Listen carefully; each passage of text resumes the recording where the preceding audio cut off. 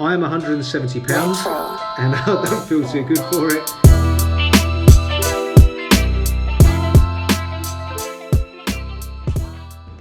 Okay, day 4, week 1, back to pushing exercises. So the muscles of the chest, the shoulders and the triceps. Everything is going to be the same as it was on day 1. The structure, the way that we use reps, the way we use rest periods, that's going to be the same as it was on day 1, but the exercises will be variations. So whereas we may have done, or we did do an incline dumbbell press on day 1, we'll do a decline dumbbell press on day 4. Okay, everything else is going to be structured exactly the same. So the first exercise that we did, decline dumbbell press, 5 sets. First set with the heaviest weight we can do was 8 reps. Then we have a minute's rest. We lower the weight and then we do 10 reps, lower the weight, then we do 12 reps, lower the weight, then we do 14 reps, lower the weight, then we do 16 reps. Okay, it's only 5 sets, but that's a lot of reps and it really gets the blood pumping. Then we're going to go on to a banded fly. Different than on day 1, we're going to be kneeling down. Again, very, it's a great exercise that you can really keep the stress and the tension across the muscle. Okay. Get a nice little stretch at the top as well. Remember, that's one of the 4 ways we can put stress onto a muscle. The stretch, the isometric, the positive and the negative. Then we move on to our shoulder exercises. We're going to be using dumbbells this time.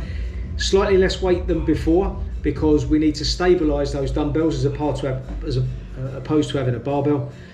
And then we're going to move on to a single lever exercise, which is the shoulder raise. No idea what this exercise is called, or even if it's a real exercise. I started doing it years and years ago when I had an injured shoulder. Called it crucifix.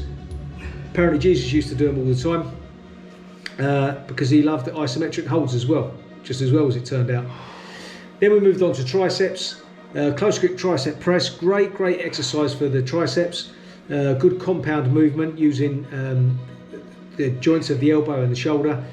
And then from there we went on to a single lever exercise, which was the pull down, as opposed to the push down, which is slightly easier. You can use more resistance. The pull down, certainly using a band to stop the elbows coming out, really focuses the stress on the tricep muscles. Okay, so that was the push session done. As I said, everything remained the same as it did on day 1. The way we structured the program was exactly the same. We done a compound movement, then we done a single lever movement. The compound movements, we started off with a heavier weight, then we reduced the weight as we increased the reps. On the single lever exercise, we just looked to keep that muscle under tension for the full 60 seconds. Okay, the amount of weight that you lift, the resistance you use is not important. All we're aiming to do is keep stress on that muscle for the 60 seconds before we have a break. Right, that's day 4 done. Day 5, back to back.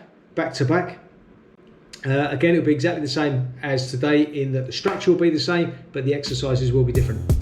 See you tomorrow.